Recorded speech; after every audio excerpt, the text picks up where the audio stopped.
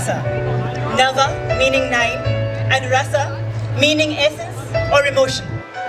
Nava Rasa is a core concept in Indian performing arts and refers to the 9 primary human emotions that we feel. They are almost the essence of being, a part of our consciousness. So at this lovely Diwali gathering, we go on a journey today with 9 women, Nava Naari, from the epic Ramayana.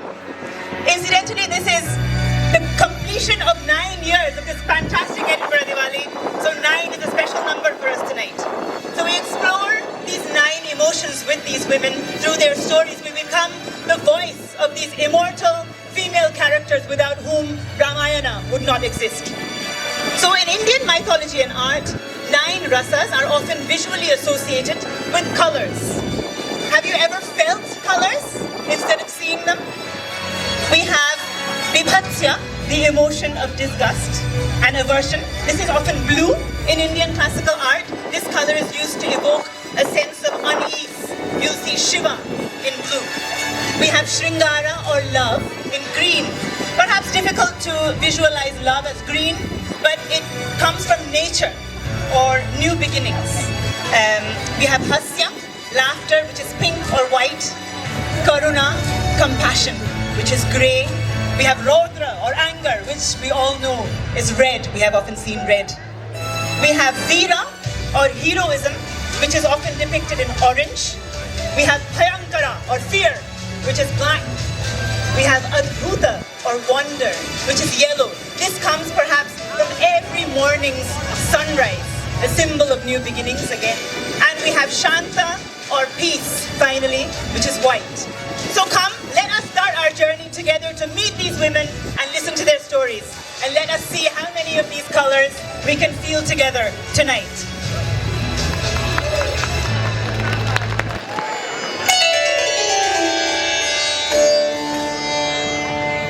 We start our story in blue with Vibhatsya. We meet Ahalya. She is the most beautiful woman in the world, but she is unfairly turned into a stone by her husband. Today, Ahalya's story serves as a symbol for women who have been unfairly judged and silenced. Her disgust resonates with all of us as we question the male gaze and patriarchy. But Ahalya is released from her stone-like form, thanks to Rama, who touches her and breaks her curse.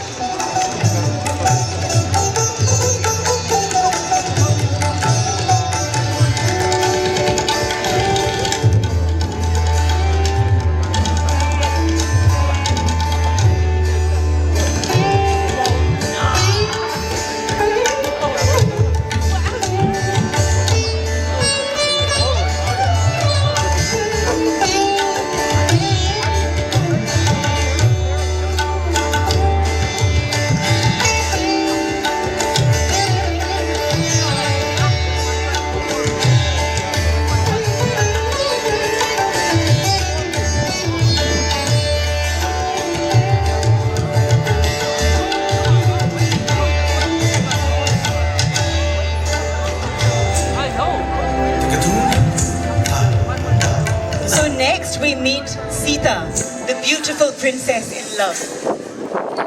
She is getting ready, for there is a Swayamvara, a competition to impress her and win her hand in marriage. So we will see what happens at this competition, where many eligible princes, including Ravana and Rama, will gather to complete an impossible task. Who will succeed?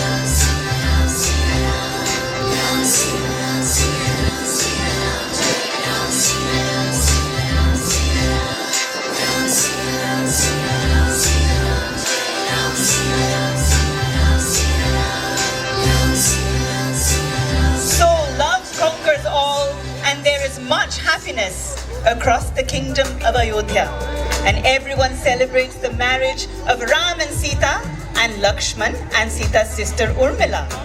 And the newlyweds will soon arrive home to Ayodhya and be welcomed by all.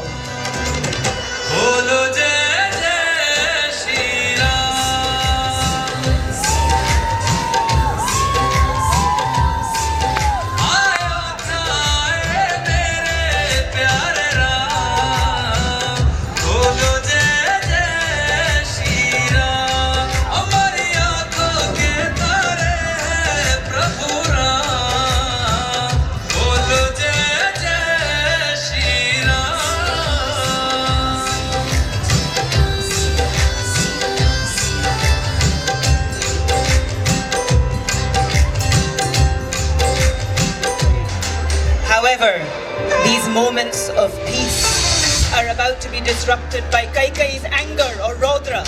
Kaikeyi is the youngest queen of Ayodhya, stepmother to Ram.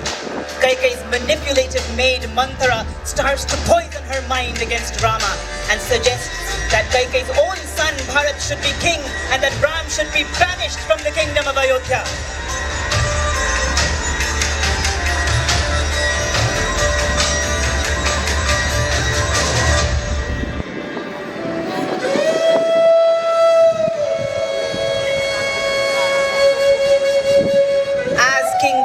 Ram's father arrives, Kaikeyi pretends to faint and she demands that her son be crowned the king of Ayodhya and that Rama banished for 14 years.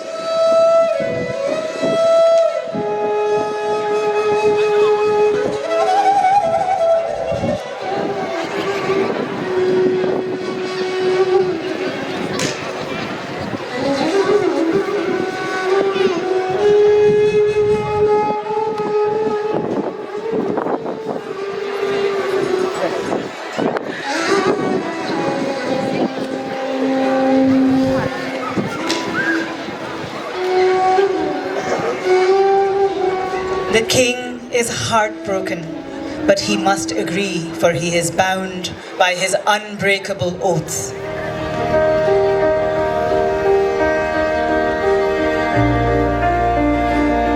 The king must now give this news to Ram's mother.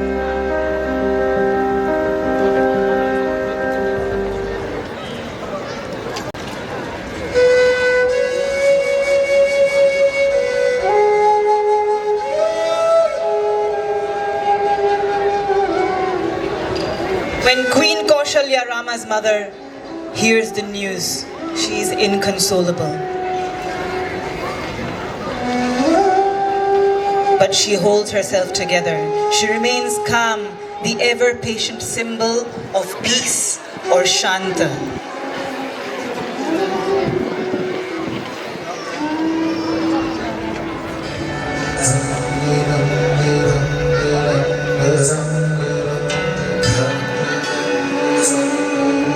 Meanwhile, news has traveled to Rama.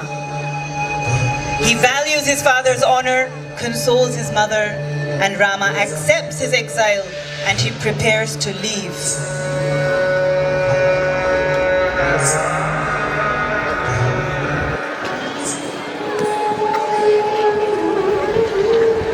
As Rama prepares to leave Ayodhya, his brother Lakshman decides to go with him. So Lakshman goes to the goddess of sleep. He asks for a boon so that he may stay awake for 14 years so that he can protect his brother Rama.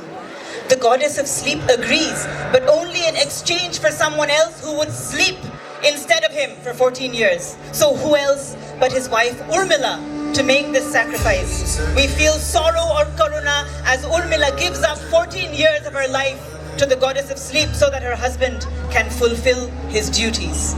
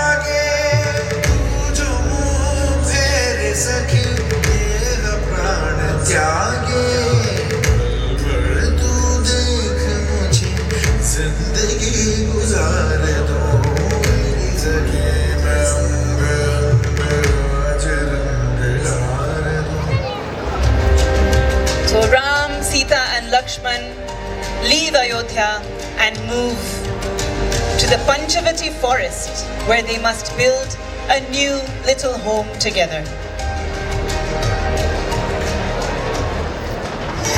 They live a simple but peaceful life and all seems well.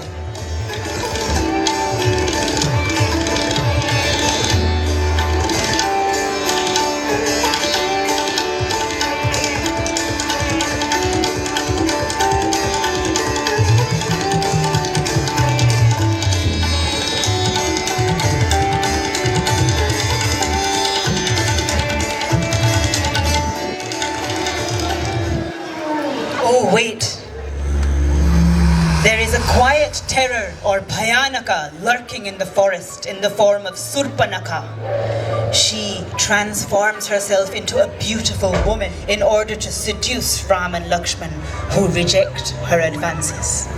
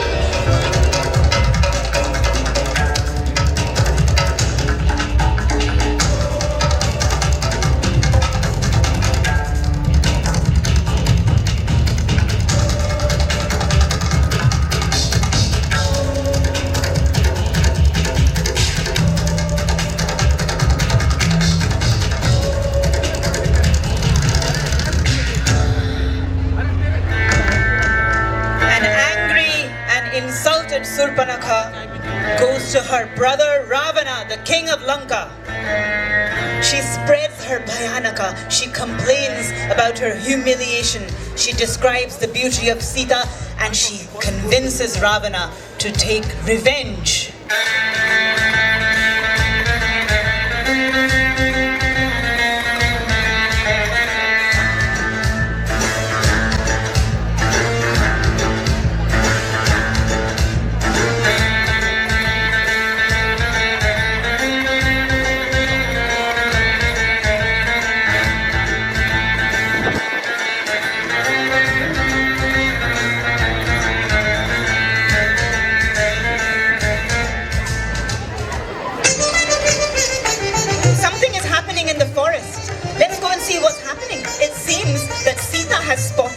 A beautiful golden deer and she asks Rama to go and fetch it for her. They are, however, unaware that this is all a part of Ravana's evil plot to abduct Sita when she is alone. Ravana disguises himself as a sage, and he asks Sita for help. And as she crosses a protective line to help him, he will reveal his true form.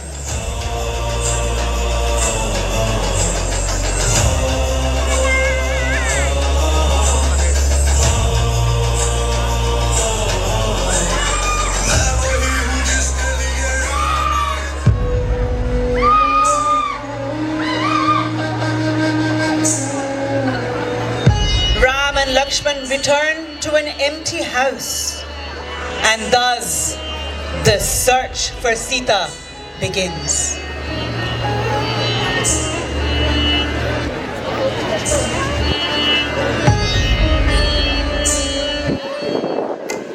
As Ram and Lakshman travel in their search for Sita, they arrive at Shabari's ashram.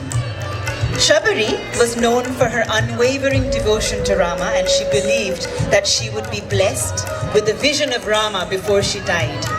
She is now old and frail, and she has been waiting for him for years and years, living a simple life, collecting berries, waiting for his arrival. When Rama and Lakshman will soon arrive at her ashram, she will offer them the berries that she has collected over the years, and Ram will recognize her love and devotion and will grant her spiritual liberation.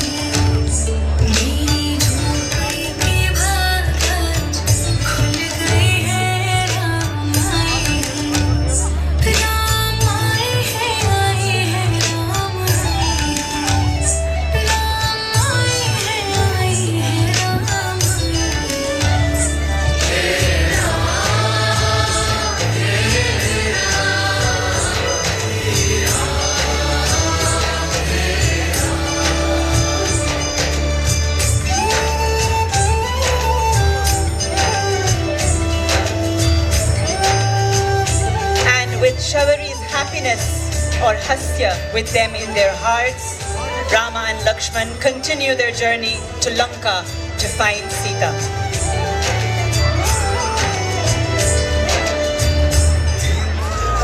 Let us now check what is happening in the kingdom of Lanka, where our abducted princess Sita has been imprisoned by Ravana.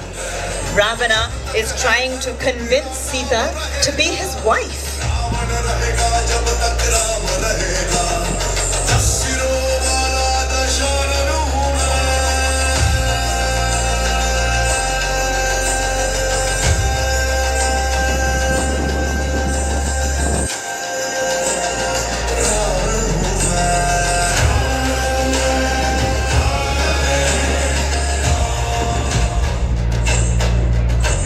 Sita is being tormented and taunted by all the demonesses. But in the midst of all of this despair, we meet a special demoness, Trijata, who is guarding Sita. She is not the same as all the others. She protects Sita. She is wonder. She is our emotion of Adbhuta, where we find kindness and softness in the most unexpected places.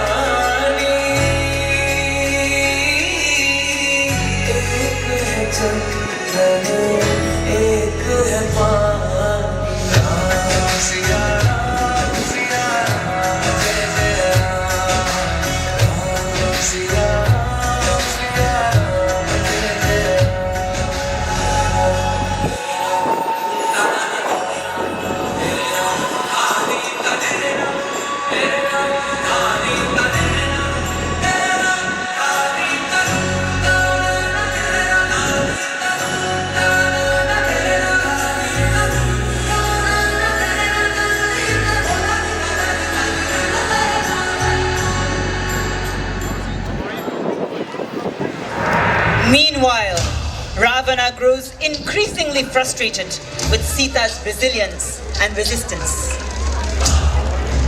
As his anger brews, we meet our ninth and final character, Queen Mandodari, Ravana's wife. She is a Veera, or a brave hero. She has the courage to be the voice of reason against her husband. Mandodari was never the forgotten queen of Lanka.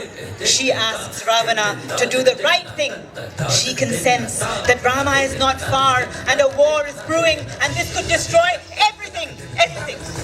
But of course Ravana will not listen.